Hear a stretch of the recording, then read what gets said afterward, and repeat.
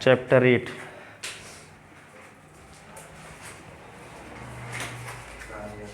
समाकलन का अनुप्रयोग। समाकलन का अनुप्रयोग, ठीक है। जैसे मान लो चैप्टर क्या है, चैप्टर 8 समाकलन का अनुप्रयोग, ठीक है। समाकलन का अनुप्रयोग में क्या करोगे, सुनो। ये जैसे मान लो कोई एक वक्र है y is equal to f x, ठीक है। और ये एक s बराबर एक रेखा है और दूसरी रेखा है s बराबर b, ठीक है।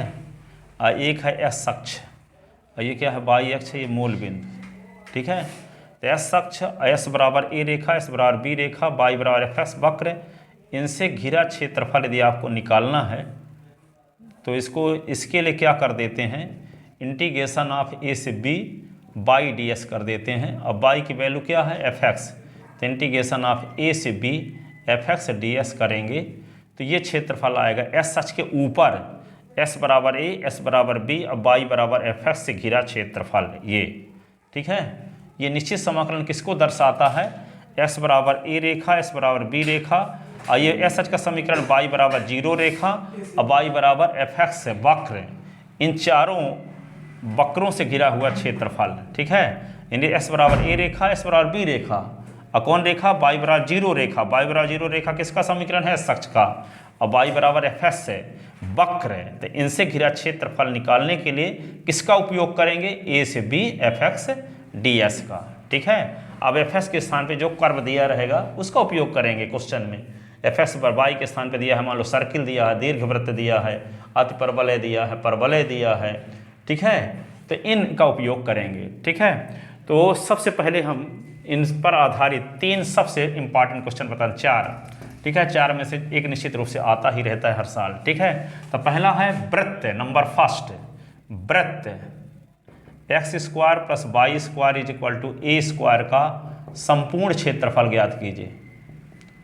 संपूर्ण क्षेत्रफल ज्ञात कीजिए। ये चारों क्वेश्चन कल तैयार करके आना। कल टेस्ट का टाइम है 3 से 4:30 और पढ़ाने का टाइम है 12 से 3। पढ़ाएंगे वो मिसलेनियस वाले पूरे क्वेश्चन 44।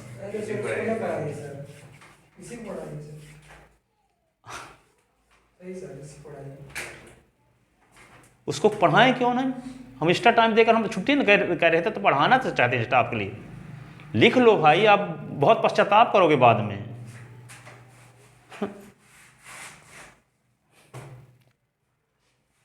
पढ़ने भर तो आते थे तो उसको भी बंद करवा रहे हो, तो पढ़ते क्यों हो फिर। वो बोल रहे हैं उसके अलावा इसी चैप्टर पढ़ा रहे थे, तो जो चैप्टर पढ़ा रहे हैं तो हम एक्स्ट्रा काम कर रहे हैं संडे को तो टेस्ट लेते हैं, ठीक है। तो इसके अलावा हम पढ़ाएंगे आपको। कितना बदल दोगे हमको, पूरे से हम टेस्ट लिया करते थे सब, तब आते भी नहीं हुआ सब कोई है। अपने आप को बदल ना पाओ तो हमको भी बदलोगे।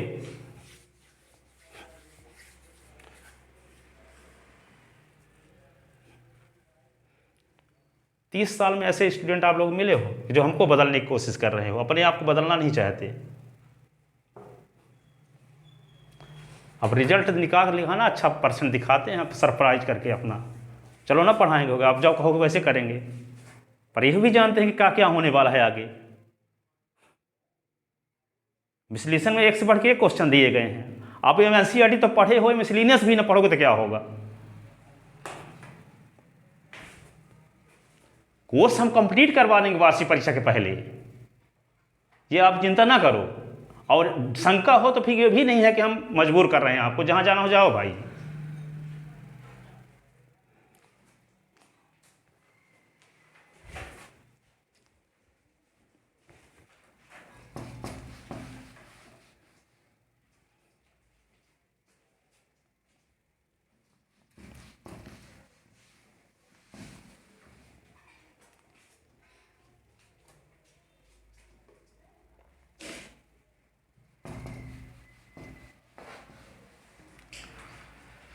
देखो वृत्त x square plus y square equal to a square का संपूर्ण क्षेत्रफल ज्ञात कीजिए। तो संपूर्ण क्षेत्रफल ज्ञात करने के लिए क्या करोगे, देखो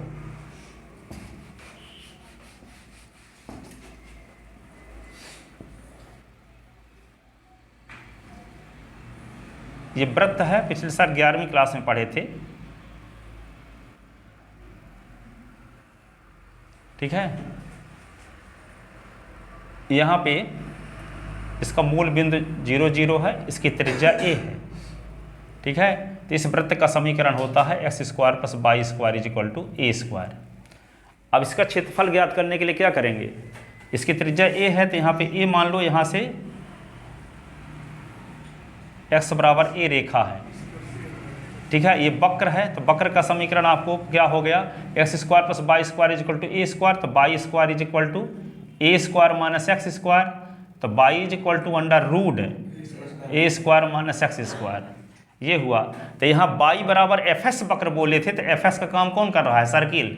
तो ये सर्किल है, यहाँ रेखा कौन आ गई, एस बराबर ए लिखे थे, एस बराबर बी लिखे थे, तो एस बराबर ए के स्थान पे वाई अक्ष आ गया, तो वाई का समीकरण होता है एस बराबर 0, एस बराबर 0, एस बराबर ए रेखा, दो रेखाएं आ गई, इसके बीच में एक वक्र आ गया, ये कौन सा अक्ष है, एस अक्ष है, एस अक्ष, एस अक्ष का समीकरण वाई बराबर 0, चार, एक ये रेखा, एक रेखा, एक रेखा, ये इसके ऊपर है वक्र, वृत्त, ऊपर क्या है, वृत्त।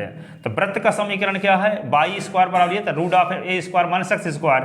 तो इसका जब क्षेत्रफल निकालने के लिए क्या करें, 0 से, यहाँ पे जब एस बराबर ए था, एस बराबर बी था, तो ए से बी लिमिट लिखे थे, तो यहाँ क्या लिखेंगे, 0 से ए लिमिट लिखेंगे, और ऊपर वक्र जो था वाई ये लिखे थे ए से बी, और बाई डी एस लिखे थे, तो यहाँ ए से बी का काम कौन कर रहा है, 0 से ए, 0 से ए। अब बाई का काम कौन कर रहा है, root of a square minus x square d s कर देने से ये क्षेत्रफल निकलेगा, वृत्त का क्षेत्रफल नहीं निकलेगा, वृत्त के प्रथम चतुर्थांश का क्षेत्रफल निकलेगा।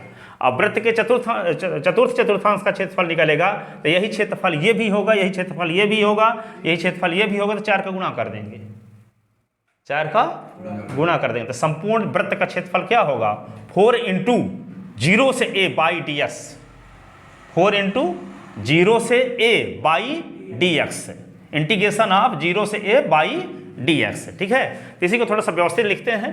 दिया है एक वृत्त का समीकरण, दिया है एक वृत्त का समीकरण, x square plus y square is equal to a square, equation first. तब हमें वृत्त एक का समीकरण ये मानना चाहिए कि मान लो गांव चले गए हैं, तो गांव चले जाते 2-3 घंटे का नुकसान नहीं होता, कितने घंटे का नुकसान हो, गांव जाओगे तो 4 घंटा 6 घंटा 12 घंटा का नुकसान। तो मान लो गांव चले आए हो, एक पिक्चर देखने चले आए हो, पर पढ़ क्या रहे हो, 3 घंटे का आदमी पिक्चर भी देखने कभी चला जाता है, तो पढ़ रहे हो मैं, तो आपका रिवीजन भी हो जाएगा एक तरह से, एक्स्ट्रा क्लास टेस्ट लेने का काम भी नहीं छोड़ रहे हैं, टेस्ट भी लेंगे, ठीक है। तो इसमें आपका फायदा होने वाला है, पीछे का एक तरह से पूरा रिवीजन हो जाएगा, पूरे चैप्टर का, पूरे 11 एक्सरसाइज का, ठीक है। और वे भी है कि जो काम हम संडे को करते हैं वे करने वाले भी हैं, और ये भी है टेस्ट में यही भर देंगे, पूरा नहीं देंगे, समाकलन के गुणधर्म वाला हर क्वेश्चन, ठीक है, 10 ठे।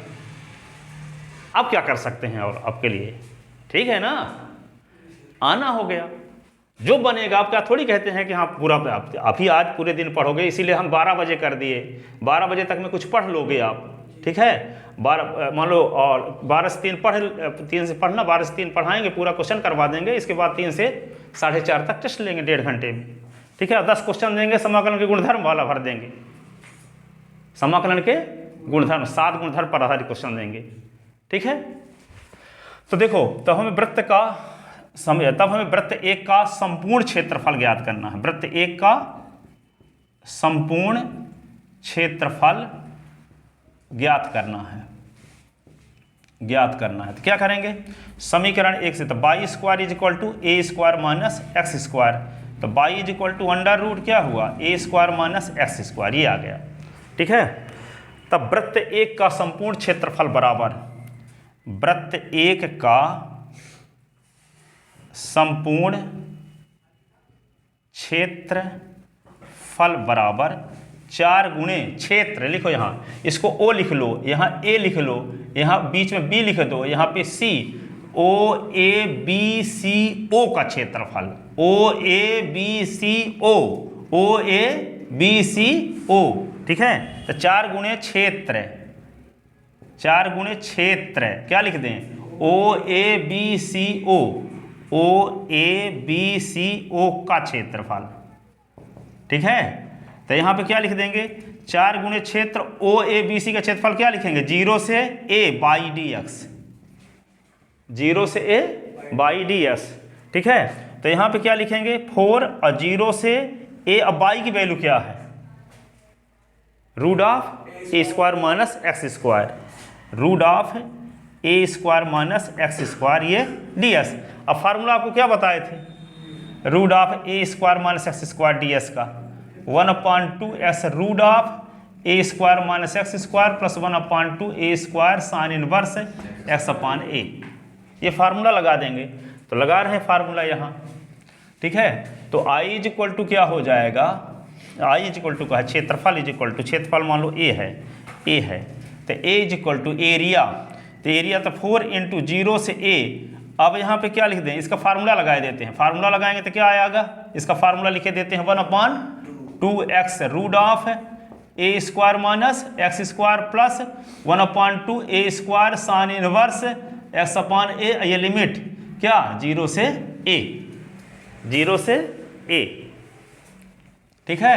अब क्या कर दें इसको, इसका क्षेत्रफल निकाल, चतुर्थांश का क्षेत्रफल निकाल कर 4 का गुणा कर दिए तो अवशिष्ट क्षेत्र का क्षेत्रफल आ जाएगा, ठीक है। लिख ले इसको, ऊपर के 2 लाइन मिटाएं, इधर का, हाँ इतना, ठीक है। अब उच्च सीमा माइनस निम्न सीमा करते हैं, तो उच्च सीमा माइनस निम्न सीमा में क्या करेंगे, पहले जहां जहां x है वहां क्या लिख दें, a, तो क्या लिखेंगे 1/2 a root of a square minus a square plus 1/2 a square sine inverse a upon a, ये उच्च सीमा हो गई, ठीक है। और माइनस निम्न सीमा, तो 1/2 s के स्थान पे 0 root of a square minus 0 का स्क्वायर 1/2 ए स्क्वायर, ठीक है। Sine inverse 0/a, sine inverse 0/, sine inverse 0/a, ये निम्न सीमा हुई, ठीक है। अब क्या करेंगे, a is equal to 4 1/2 x के स्थान पे, यहाँ पे a स्क्वायर से स्क्वायर घटाओ तो क्या आएगा, सुन ना, 0 plus 1/2 a square sine inverse है, ए कट गया तो 1 आ गया, ये हो गया 0 और ये भी 0, -0 ये -0, ऐसे। अब क्या करोगे इसको,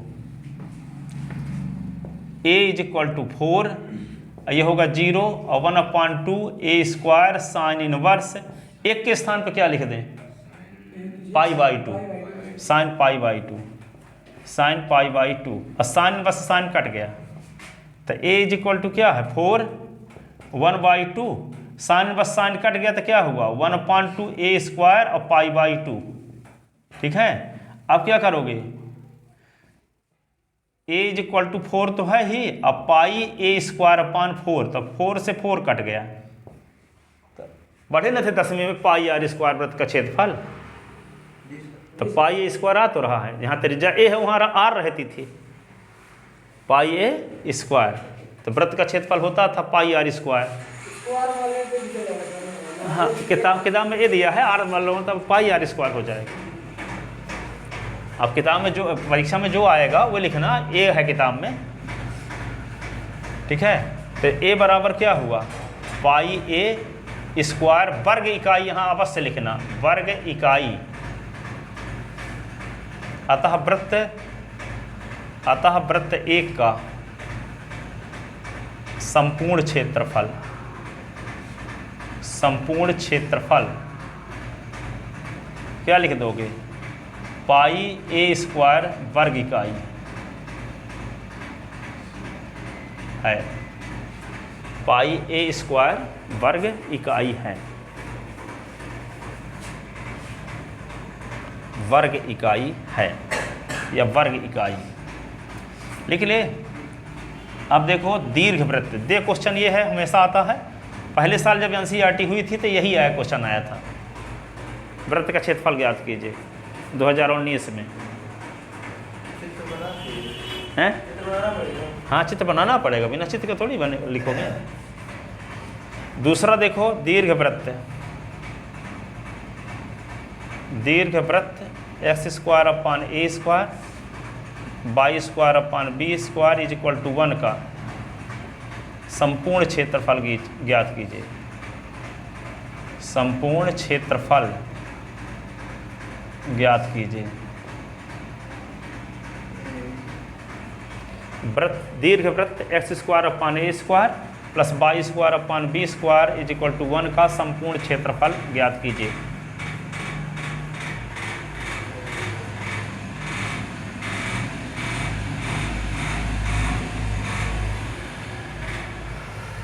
इसका संपूर्ण क्षेत्रफल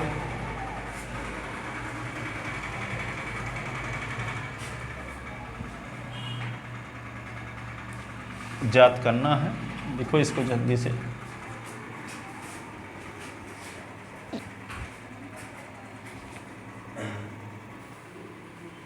दीर्घवृत्त का संपूर्ण क्षेत्रफल ज्ञात कीजिए। ये दो क्वेश्चन बहुत इंपॉर्टेंट है, एक है दीर्घवृत्त और एक है वृत्त, एक परवलय। 3 क्वेश्चन, 3 क्वेश्चन में 1 क्वेश्चन 99% आने के चांस रहता है। फिर बाकी के लिए अभी 10-20 थे और कुछ पढ़ना पड़ेगा, ये किताब वाले, और ये भी किताब में है। अब देखो लिख ले, क्या नहीं लिख पाए?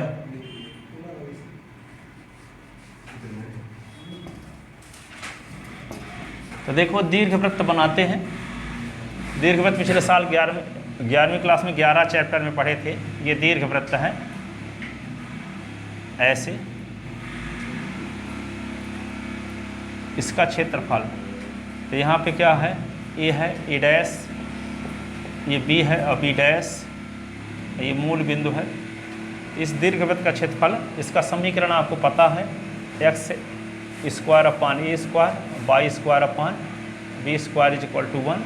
इसका दीर्घाक्ष, यहाँ ए स्क्वायर बड़ा है बी स्क्वायर से, तो दीर्घाक्ष ऐसे बनेगा। यदि बी स्क्वायर बड़ा होता तो ऐसे बन जाता, ठीक है। तो यहाँ पे सबसे पहले इसमें भी वही करेंगे, प्रथम चतुर्थांश का क्षेत्रफल निकाल लेंगे और 4 का गुणा कर देंगे। तो इसकी भी लिमिट क्या होगी, यहाँ भी इसका कोऑर्डिनेट होता है a0, तो ये x से बराबर a रेखा है ये, और ये y x से बराबर 0 रेखा हो गई, और ये s अच्छे तो y बराबर 0 रेखा हो गया। और ये वक्र का समीकरण, तो इससे वक्र के समीकरण से y का मान इसके पदों में निकाल लोगे, ठीक है। तो दिया है दीर्घवृत्त का समीकरण, दीर्घवृत्त का समीकरण x square upon a square plus y square upon b square is equal to 1। तब हमें दीर्घवृत्त एक का संपूर्ण क्षेत्रफल ज्ञात करना है, ज्ञात करना है, संपूर्ण क्षेत्रफल ज्ञात करना है, ठीक है। तो समीकरण 1 से y square upon b square is equal to 1 minus x square upon a square. तो यहाँ पे क्या होगा, y square is equal to b square a square minus x square upon a square. तो ये b square upon a square minus x square, y is equal to under root b square upon a square minus x square. ये क्या होगा, b upon a under root a square minus x square. ये आ गए by का मान, है ना। अब क्या करेंगे, तब दीर्घवृत्त एक का संपूर्ण क्षेत्रफल बराबर 4 गुणे ओ ए, यहाँ भी लिख लो, क्या ओ ए बी है यहाँ ना, कहीं बीच में सी भी लिख लो, चाहे ओ ए सी बी ओ, त्रिज्या ना लिखो चाहे तो तभी चलेगा, ओ ए बी, तो ओ ए बी लिख दोगे तो इसका मतलब ये होगा ऐसी सीधी लाइन। त्रिज्या कर देंगे तो सी हो जाएगी ना, क्या त्रिज्या। सी? अगर वहाँ से वहाँ तक मिला देंगे त्रिज्या हो जाएगा, सी ना सी। कौन त्रिज्या सी होगी? त्रिज्या कहने का मतलब कि यहाँ पे जब हम ये ओ ए बी लिख दोगे ना, ओ ए बी, तो इसका मतलब कि ये सीधी रेखा है, ये ऐसे, ये वक्र वाला भाग छूट गया, इसलिए यहाँ एक बिंदु लिखना पड़ता है। ठीक है, कि यहाँ पे वक्र की दिशा में लंबाई नहीं, लाइन खींच दोगे तो इसका क्षेत्रफल आ जाएगा, हमको निकालना तो इसका ना है। इसको यदि हम खींच देंगे, यहाँ पे ओ ए को मिला दिए, तो आप क्या बोल रहे हो, ओ ए बी, ओ का मतलब ये हो जाता है कि इसको ऐसे मिला दें तो इस त्रिभुज का क्षेत्रफल आएगा, और त्रिभुज के क्षेत्रफल का चौगुना दीर्घवृत्त का क्षेत्रफल थोड़ी है, और बच जाएगा ये वाला भाग। ठीक है, तो यहाँ पे क्या लिखना पड़ता है, सी। ओ से सी में रेखा मिला दे, रेखा कुछ नहीं, मान लो कि वक्र की दिशा में जाना है, इसलिए सी लिखना पड़ता है, वक्र की दिशा में, यहाँ मिलाने की जरूरत नहीं है। ठीक है, ये आपके सामने पहली बार आया है, मेरे सामने थोड़ी पहली बार आया है ये। आपको लगता होगा कि ये कैसे बता रहे हैं, आज तक पहली बार आप सुन रहे हो ये बात को, कि यहाँ पे वक्र की डायरेक्शन में जब चलना है तो कोई बिंदु ले लेते हैं इधर। ठीक है, ये नई बात आपके लिए है, ये नहीं है कि ये अब ऐसा यूनिवर्सल ट्रूथ है। ठीक है, तो यहाँ पे क्या है, ओ ए सी बी ओ, बहुत सारी नई चीज़ आपके सामने आएंगी। ठीक है, तो जब वक्र की डायरेक्शन में चलना पड़ता है तब सी एक कोई बिंदु मानते हैं आप, कोई जरूरी नहीं है कि आप सी ए मानो, कुछ भी मानो। ठीक है, पी क्यू आर भी मान सकते हो, ताकि ये पता चले कि वक्र की डायरेक्शन में हम चल रहे हैं। ओ ए सी बी ओ का क्षेत्रफल। ठीक है, तो क्या लिखेंगे, दीर्घवृत्त, दीर्घवृत्त एक का संपूर्ण क्षेत्रफल ए बराबर क्या, 4 गुणे ओ ए सी बी ओ, 4 गुणे क्षेत्र, 4 गुणे क्षेत्र, कौन क्षेत्र, ओ ए सी बी ओ, जहां से चले वहीं पहुंच गए। इसका मतलब क्या हुआ, इसको हम ओ से खींचना शुरू किए, इसकी डायरेक्शन में चलते हुए यहीं ओ पे पहुंच गए, इस क्षेत्र का क्षेत्रफल, बाउंड्री। ठीक है, तो क्षेत्र ओ ए सी बी ओ का क्षेत्रफल। अब नहीं लिखना चाहते डायरेक्ट भी कर सकते, 4 गुणे 0 से बाई डी एक्स, बस किताबों में तो ऐसे भी लिख देता, 0 से बाई डी एक्स, नीचे वाले स्टेप, इसके आप नीचे यही ना लिखने वाले हैं, हम तो जो किताब में दिया उसके ऊपर वाले एक स्टेप लिख रहे हैं। बाई स्क्वायर बराबर कैसे होगा बता दीजिए। हाँ, बाई स्क्वायर बराबर, इसमें क्या करोगे, y square upon b square, तो इसको उधर ले गए, तब प्लस में तो माइनस हो गया। अब क्या करेंगे, इसका लघुत्तम लिए, तो इसके नीचे 1 लिख दोगे, तो 1 ए स्क्वायर का लघुत्तम ए स्क्वायर आया, ए स्क्वायर में 1 का भाग दोगे तो ए स्क्वायर आएगा, ए स्क्वायर का गुना 1 के साथ करो तो ए स्क्वायर और माइनस एक्स स्क्वायर। ठीक है, आइए बी को उधर ले गए तो बी स्क्वायर यहाँ आ गया। ठीक है, अब बी स्क्वायर अपान स्क्वायर पहले लिख दिए, ए स्क्वायर माइनस एक्स स्क्वायर है ही। ठीक है, तब बाई की वैल्यू जब निकालेंगे तो स्क्वायर स्क्वायर हटाएं तो ये रूट में लगेगा। अब B square upon a square, तो इसका वर्गमूल ले लिए बी अपान ए। ठीक है, इसका जोड़ा बन रहा था, और यहाँ ए स्क्वायर माइनस एक्स स्क्वायर, ये माइनस में है तो ऐसे नहीं लिख दोगे कि ए माइनस एक्स, यहाँ भी लिख देंगे, ए का वर्गमूल, ए स्क्वायर का वर्गमूल ए लिख दिए, एक्स स्क्वायर का यहाँ इंटू होता तब ऐसा कर सकते हैं। आपको लगता ना होगा कि ए स्क्वायर यहाँ तो ए क्यों नहीं लिख दिए, एक्स स्क्वायर तो एस क्यों नहीं लिखते, माइनस लगा है इसलिए नहीं लिखे, माइनस प्लस लगा है तो नहीं लिखेंगे। हाँ, जब ऐसे रहता ए माइनस एस का होल स्क्वायर, तब ना लिख सकते थे ए माइनस एक्स 2 बार गुणा में, जोड़ा बन जाता, तब लिखा जाता ए माइनस एक्स।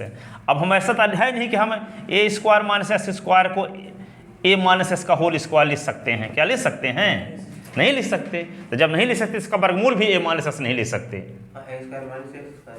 ए स्क्वायर माइनस एक्स स्क्वायर का वर्गमूल ए माइनस एक्स का तभी लिखते जब ए स्क्वायर माइनस एक्स स्क्वायर को लिख सकते ए माइनस एक्स का होल स्क्वायर, ए माइनस एक्स का होल स्क्वायर तो लिख नहीं सकते, इसलिए वर्गमूल भी ए माइनस एक्स नहीं लिखेंगे।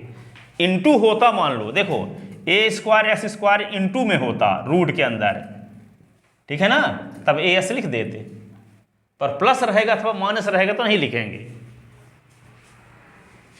तो क्या लिखेंगे, 4 गुणे क्षेत्र ओ ए सी बी ओ का क्षेत्रफल क्या लिखेंगे,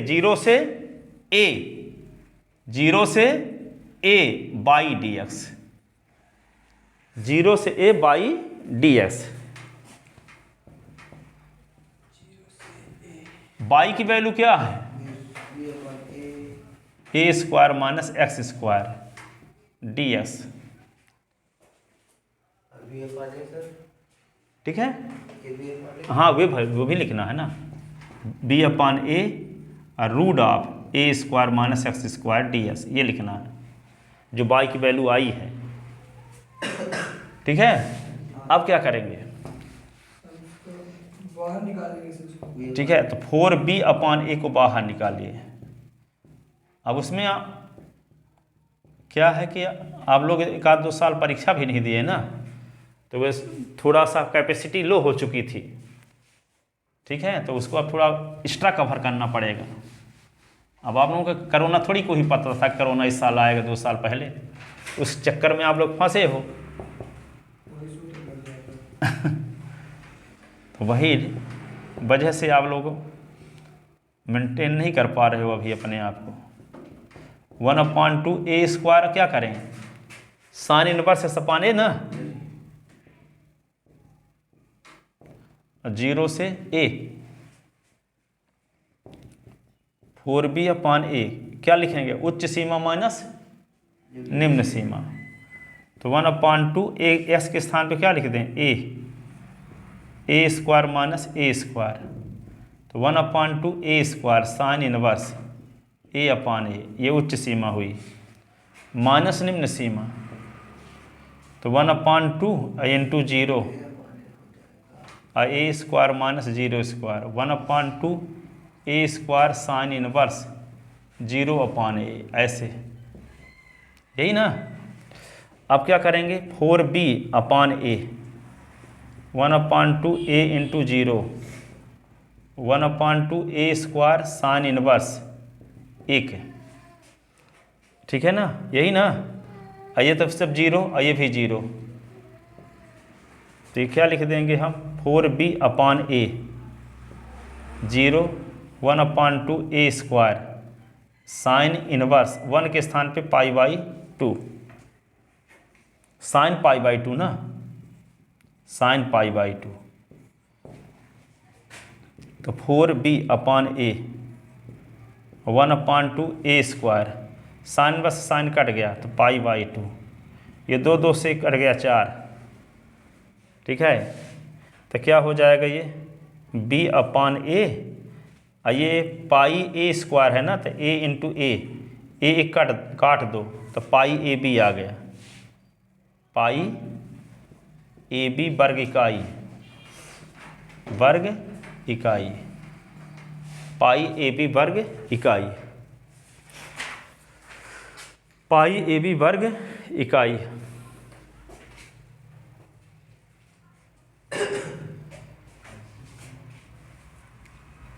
ठीक है ना, लिख ले, ये तो 0 हो गया, ये भर बचा है, ये भी 0 हो गया, ये भी 0 हो गया, साइन 0 का मान 0 होता है, यहाँ 0 का गुणा तो 0 हो गया, 1/1 तो 1 आ गया, 1 के स्थान पे साइन π/2 लिखिए, साइन बस साइन कट गया।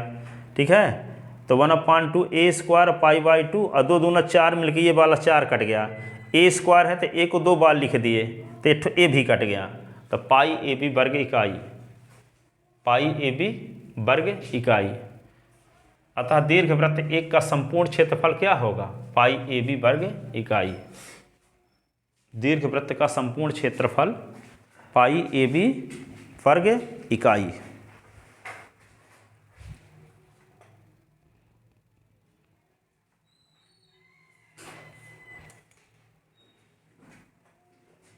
ठीक है, लिए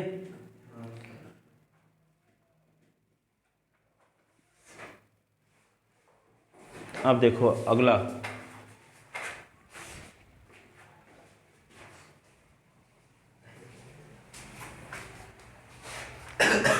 तीसरा क्वेश्चन लिख दो, देखो परवलय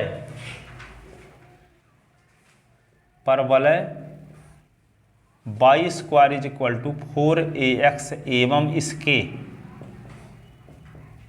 इसके नाभिलंब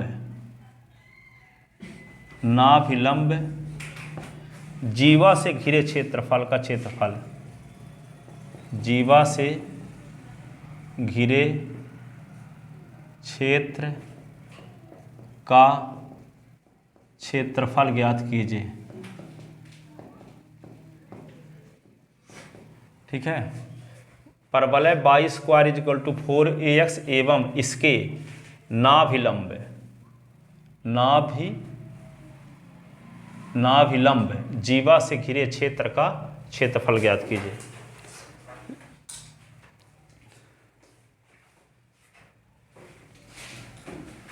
तो देखो अब परवलय का चित्र बनाते हैं।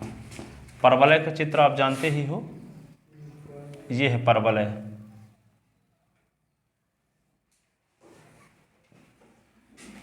ये x अक्ष हुआ, ये y अक्ष है। अब y square is equal to, पहले बनाना होता है।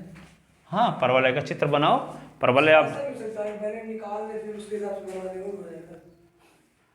निकाल लोगे तो क्या क्षेत्रफल के आधार पर तो आपको पता चल जाएगा चित्र कैसे बनेगा। पाई ये भी देख ली है, अब इसके आधार पर आपको पता चला कि चित्र कैसे बनेगा। वो तो चित्र आप उस हिसाब से बना पाओगे 11वीं का कितना जानते हो।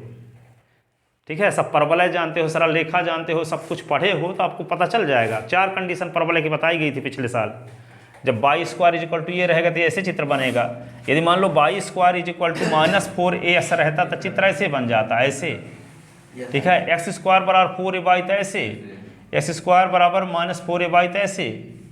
तो ये तो 11वीं का मैटर है। ठीक है, सब चित्र बनाने के लिए ब्राह्मी कुछ यूज नहीं है, सब 11वीं बेस है ब्राह्मी के लिए। ठीक है, तो वे परवलय का चित्र, ये नहीं है कि आप क्षेत्रफल निकाल लोगे तो आपको इस बात को पता चल जाएगा चित्र कैसे बनेगा। ठीक है, जैसे मान लो हम पाई ए बी चित्र पहले ना बनाए होते तब पाई ए बी आ गया, अब कैसे जानते कि चित्र कैसे बनेगा? क्योंकि बताता थोड़ी है कैसे चित्र बनाओ।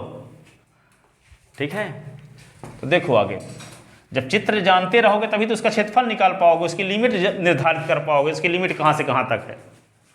ठीक है, जैसे वहाँ पे यूपी में 40% 11वीं का कोर्स आता है, 60% 12वीं का ब्राह्मी में, तो दोनों पढ़ना पड़ता है वहाँ। ठीक है, अब देखो, तो ये देखो नाभिलंब पिछले साल पढ़े थे, इसके 11 रिजल्ट हम निकलवाए थे पिछले साल। ठीक है, तो नाभिलंब का मतलब क्या है? मान लो ये कि नाभि है, यस। अब परवलय की परिभाषा क्या है? जब चर बिंदु इस प्रकार से गमन करता है कि उसकी एक निश्चित बिंदु से दूरी और एक स्थिर रेखा से दूरी का अनुपात नियत बना रहे तो चर रेखा का बिंदु पथ परवलय कहलाता है। ठीक है, और वे निश्चित बिंदु कहलाती है नाभि और स्थिर रेखा कहलाती है नियता। स्थिर रेखा कहलाती है नियता।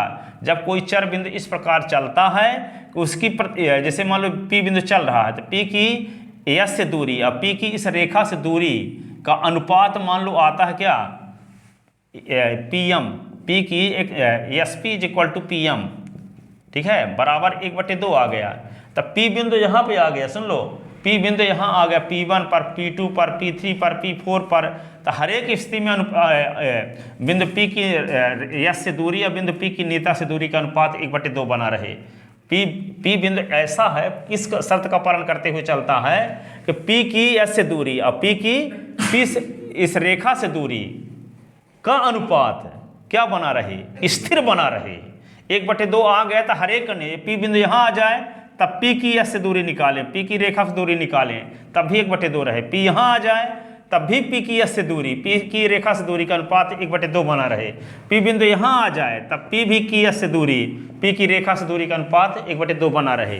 कहने के 1/2 के स्थान पे कुछ भी नियत बना रहे, स्थिर बना रहे। ठीक है, तो P के जितनी पोजीशन हो सकती है उन सभी को मिला दोगे तो उसको कहेंगे P का बिंदु पथ है। तो जब कोई चर बिंदु इस प्रकार चलता है कि उसकी एक निश्चित बिंदु से दूरी और एक स्थिर रेखा से दूरी का अनुपात नियत बना रहता है, बदलता नहीं है, तब चर रेखा का बिंदु पथ परवलय कहलाता है। ठीक है, या चर रेखा का बिंदु पथ सांकव कहलाता है। क्या कहलाता है? सांकव। अब यहाँ पे सांकव, इसको हमें सांकव, उसको उत्केंद्रता कहते हैं। जो अनुपात आता है उसको क्या कहते हैं? उत्केंद्रता। यदि ई का मान 1 आ गया तो सांकव का नाम परवलय पड़ गया। ई का मान 1 से छोटा आ गया तो सांख्यिक का नाम दीर्घवृत्त पड़ गया। ई का मान इससे बड़ा आ गया तो सांख्यिक का नाम अतिपरवलय पड़ गया।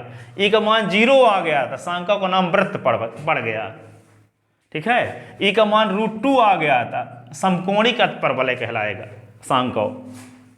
ठीक है, तो ये होता है। अब क्या करें, आप लोग 10वीं के बोर्ड एग्जाम दिए थे क्या? नहीं हुई थी परीक्षा आप लोगों की? अच्छा, ब्राह्मी में वही लड़के आप पहुंचे जो परीक्षा दिए नहीं है 10वीं में इस साल बोर्ड एग्जाम। आप लोगों का पहला बोर्ड है। ठीक है, इसीलिए एक्स्ट्रा काम आप लोगों को करने की ज़रूरत है ना। अब ये नहीं है कि आप कमज़ोर हो, आप लगे रहो, पूरे समय लगन रहते होगे, हम जानते हैं, परंतु हर समय फिजिक्स केमिस्ट्री में ही चार्ज होते रहो, घर में 24 घंटे घुसे रहो। ठीक है, और खाना है तो और खाना किस्तों में खाया करो। यदि मान लो जो खाना खाते हो तो आप 2 बार 3 बार खाते हो तो 2 रोटी खाओ पर 5-6 बार खाया करो, ताकि आपको खाने के बाद नींद तो नहीं ना आए। ठीक है ना, किस्तों में खाया करो, 5-6 बार खाया करो, बल्कि 2-2 रोटी 3-3 रोटी, पर ऐसा ना खाओ कि आपको सोने लायक में हो जाओ। ठीक है, अब पूरे समय लगे ही रहो। नहीं, खाना भी कम नहीं देते, नहीं आप कमजोर पड़ जाओ तो पढ़ने का मन नहीं करेगा, सोते रहोगे फिर। हाँ, नहीं खाना किसी हालत में न करना कम, खाना खाओ पर किस्तों में खाते रहो, कोटा पूरा होना चाहिए। खाना की कमी होगी तो हम कभी कभी ऐसे करते थे कि खाना खुद बनाना रहता था, सो जाते थे, सुबह उठे तो पता सुबह उठने का मन ही नहीं करेगा, आप लस्त पस्त पड़े रहोगे जब खाना नहीं खाए रहोगे तो।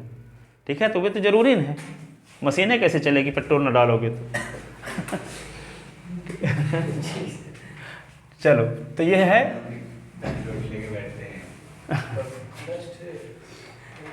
अरे खा भी लोगे आप, मतलब कहीं नहीं जाते ना, किसी दिन स्कूल आज स्कूल जाओगे? हाँ, स्कूल नहीं जाओगे, हाँ तो सो भी लोगे तो कितना सोओगे जो ज़्यादा से ज़्यादा। ठीक है, रात को 12 बजे सो तो 4 बजे जग जाओ, फिर दिन में भी सो लिया करो। यदि आप स्कूल जब नहीं जाते हो तो खाना के बाद 1 घंटा झपकी ले लिया करो, तो फ्रेश दिमाग हो जाता है। फ्रेश दिमाग होने का अब ये बताए दो, मैं आपको पढ़ाई के ज़्यादा कि जब सोकर आदमी उठता है तो लगातार बहुत सारा घंटे पढ़ सकता है, पर सुबह यदि सोकर उठते हो तो ट्यूशन चले जाते हो तो लगातार तो पढ़ नहीं पाते। ठीक है, तो मान लो दोपहर में जब खाना खा के 1 घंटे झपकी लेकर फिर उठो, जैसे मान लो खाना खाए 12 बजे, तो 12 बजे भले आप सो जाओ 12 से 1 तक, पर 1 बजे उठो तो 12 बजे तक लगे रहो, फिर 12 बजे तक लगो, तो वे सोना आपका नुकसानदायक नहीं हुआ। ठीक है, अब 12 से 1 मान लो सो गए और सोने के बाद भी कुछ दूसरा काम, खेलने चले गए, शाम को फिर खेलने चले गए, ये फिर आपके लिए घातक है। ठीक है, कुछ भी ना करो, जब सोने का काम भर करो पर बाकी काम कुछ भी ना करो, खेलने वाला काम बंद कर दो सब, और कहीं जावे ना करो, सिर्फ physics chemistry math Hindi English में चार्ज होते रहो 24 घंटे। हाँ, अब जैसे मान लो एक चीज़ और मैं आपको बता दूं, जब बहुत लोग स्टूडेंट होते हैं कि फिजिक्स केमिस्ट्री मैथ में बिजी रहते हैं, हिंदी इंग्लिश में ध्यान नहीं देते, तो 33 नंबर पाए हिंदी, 43 नंबर हिंदी में पा गए, जबकि 100 नंबर का वो भी है, इंग्लिश का भी 100 नंबर का होता है पेपर के। नहीं, तो इसमें क्या किया करो, ये आप कसम खाओ कि 15 मिनट रोज इंग्लिश पढ़ेंगे, तब 15 मिनट में क्या आदमी पढ़ने के लिए तैयार रहेगा कि नहीं? तब 15 मिनट एक क्वेश्चन पढ़ो 15 मिनट में, और फिर जहां 15 मिनट हो तो सीरियल जैसे बंद कर दो, चाहे भले कितना पढ़ने का मन करे, और फिर दूसरे दिन उसी 15 मिनट में, जिस 15 मिनट में आज पढ़े हो, मान लो आज पढ़ते हो शाम को 8 से 8:15 तक, ठीक है, रात में, तो दूसरे दिन भी 8 से 8:15 तक इंग्लिश खोलना है। ठीक है, अब जो पढ़े थे उसका रिवीजन 8 क्वेश्चन, और तीसरे दिन 8:15 में और पढ़ो, 2 क्वेश्चन जो पढ़े थे उसका रिवीजन 8 और नया, फिर और 4-15 दिन बाद क्या होगा, पहले दिन वाला अच्छे से हो जाएगा, पर 15 मिनट खोल रहे हो ना। ठीक है, और ना खोलोगे तो क्या होगा, अब ये सोचते हो कि आज हम पूरे दिन, आज मैथ का टेस्ट है तो पूरे मैथ पढ़ते रह जाएंगे। ठीक है, और 15 मिनट नहीं खोले आप, तो उसमें तो कमज़ोर बनते गए ना। हिंदी भी 20 मिनट से खोलने का हैबिट बनाओ, चाहे भले टेस्ट हो फिजिक्स का हो, चाहे मैथ्स का हो, केमिस्ट्री का हो, पर 20 मिनट का पढ़ने के हैबिट बनाओ उनको पहले, क्योंकि वे भी 100 नंबर का आने वाले हैं। ठीक है, तो कुछ लोग ऐसे नहीं करते हैं कि इसको तो फिजिक्स केमिस्ट्री मैथ के चक्कर में कहेंगे 5 घंटे 6 घंटे पढ़ेंगे, और वो फिर 5 घंटे 6 घंटे पढ़े भी नहीं, और ये भी छूटता चला जा रहा है। ठीक है, तो रोज कसम खाओ कि खोलना रोज है। ठीक है, बहुत अब 15 मिनट भी टाइम तो कहो 5 मिनट के लिए खोलेंगे, 5 मिनट भी टाइम तो 2 मिनट के लिए खोलेंगे, पर खोलेंगे जरूर। ठीक है, तो हैबिट बन जाएगी रोज खोलने की, रूटीन। और जब सब विषय रोज पढ़ोगे तो आप अपने आप से खुश भी रहोगे, आत्मा धिक्कारेगी नहीं कि लगता है अब हिंदी नहीं बनती, इंग्लिश नहीं बनती। आप एक पढ़ते हो तो लगता हो ये नहीं बनता, ऐसा लगता है कि नहीं लगता? मैथ पढ़ने लगते हो तो लगता है केमिस्ट्री नहीं बनती, केमिस्ट्री पढ़ने लगते तो लगता है फिजिक्स नहीं बनती अब फिजिक्स पढ़ने लगते तो मैथ नहीं बनती, सब में डिस्टर्ब। तो जब स्कूल ना जाया करो तो ऐसे न किया करो। पहले काम, जैसे मान लो मैथ का टेस्ट है, आज स्कूल नहीं जाते तो पहले 2 घंटे फिजिक्स पढ़ लो, 2 घंटे केमिस्ट्री पढ़ लो, 1 घंटे हिंदी पढ़ लो, 30 मिनट इंग्लिश पढ़ लो। अब कितना टाइम बचा? इसके अलावा पूरा मैथ लगाते रहो। तो ये फिर आपको इसमें ये नहीं रहेगा कि हमसे फिजिक्स नहीं पढ़े या केमिस्ट्री नहीं पढ़े। फिर बाकी टाइम जो बचा था 10 घंटे 12 घंटे मैथ में लगाओ जब टेस्ट है तो, ठीक है। अब जब फिजिक्स का टेस्ट होने वाला है मान लो, तो 2-2 घंटे मैथ हो तो पढ़ के निपटा दिए, फिर फिजिक्स में 10 घंटे लगाओ। केमिस्ट्री का टेस्ट होने वाला है तो क्या करो, 2-2 घंटे फिजिक्स और मैथ में लगाओ और फिर 10 घंटे किसी में लगाओ, केमिस्ट्री में लगाओ। ऐसे तैयारी कर सकते हैं।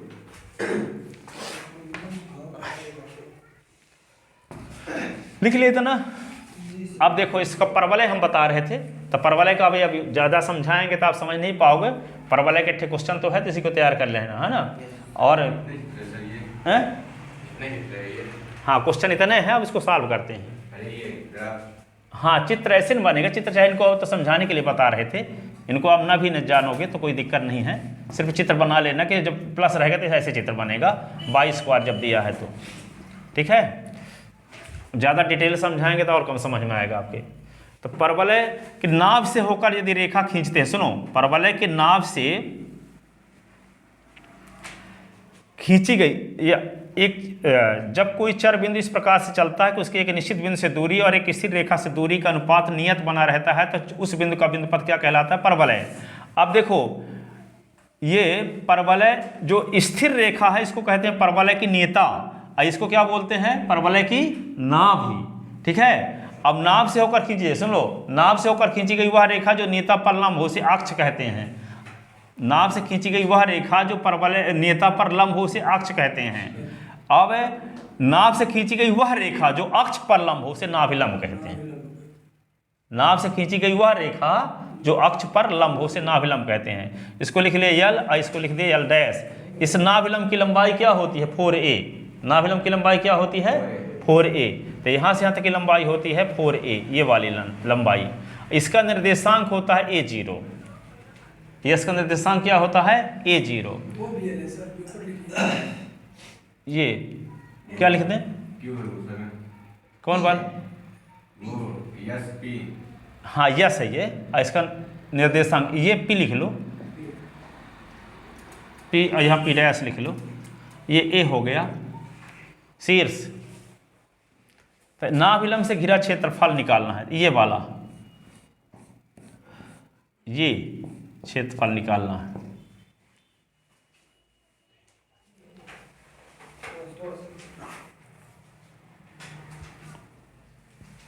तो लिखो, दिया है एक परवलय का समीकरण, परवलय का समीकरण क्या? y square is equal to 4ax।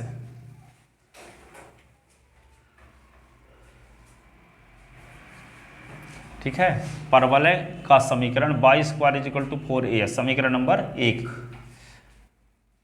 तब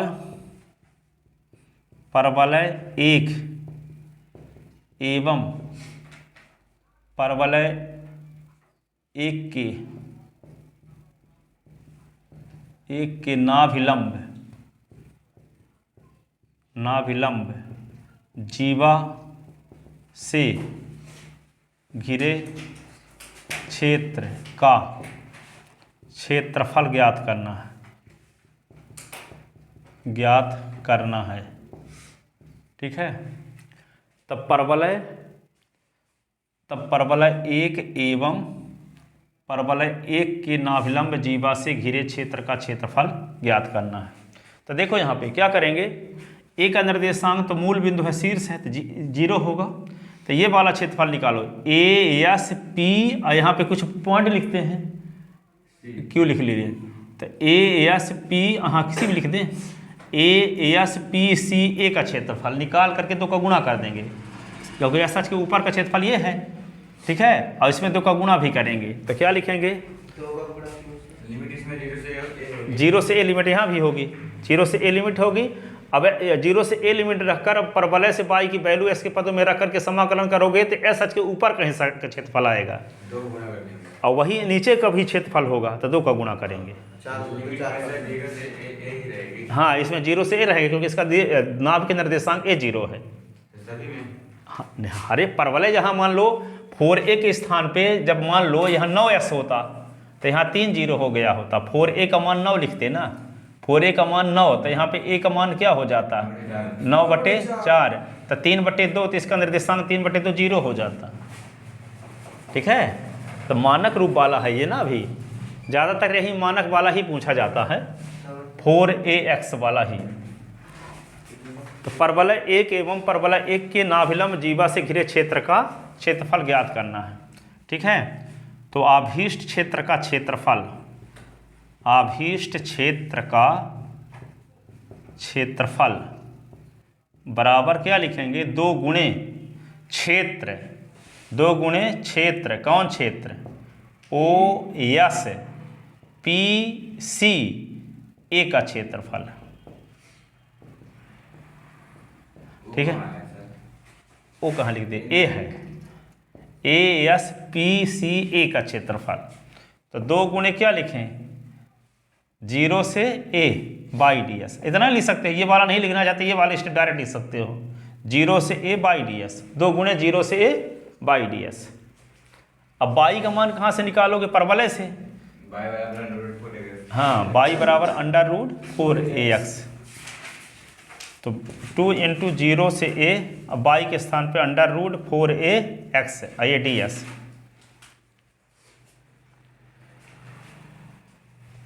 ठीक है।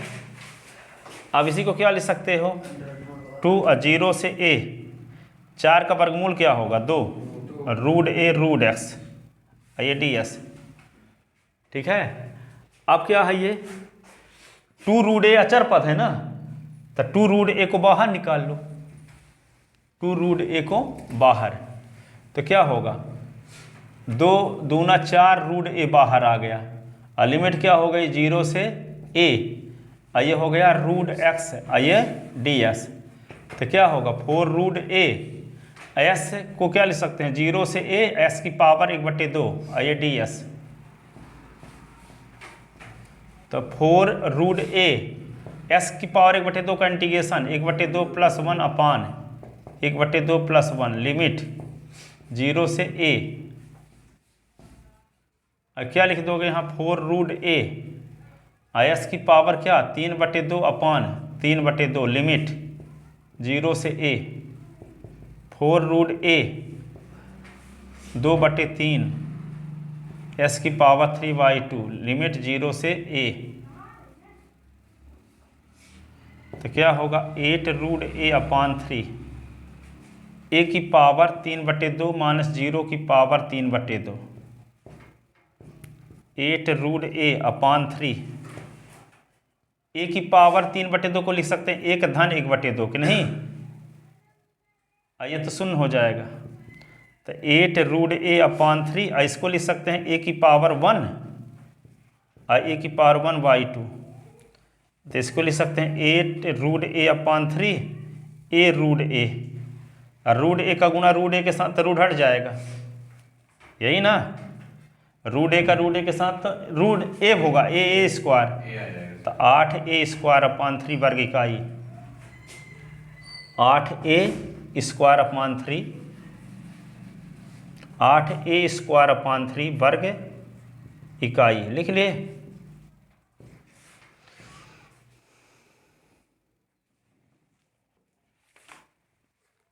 लिखो इसको,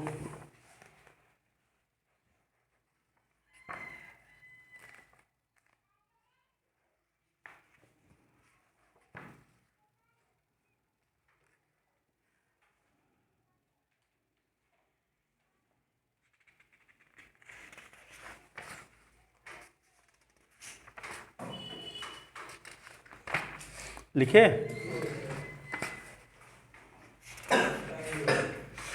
कितने बज गए? 8। आज स्कूल जाओगे?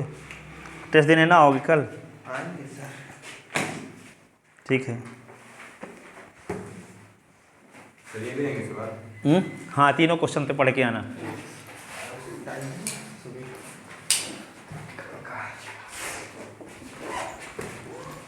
ये तीनों क्वेश्चन ना निश्चित समाकलन के गुणधर्म के 7 क्वेश्चन देंगे, 10 क्वेश्चन रहेंगे। 12 में से कल। हाँ, 12 बजे पढ़ने आओगे, 12 से 3 और 3 से 4:30 तक टेस्ट।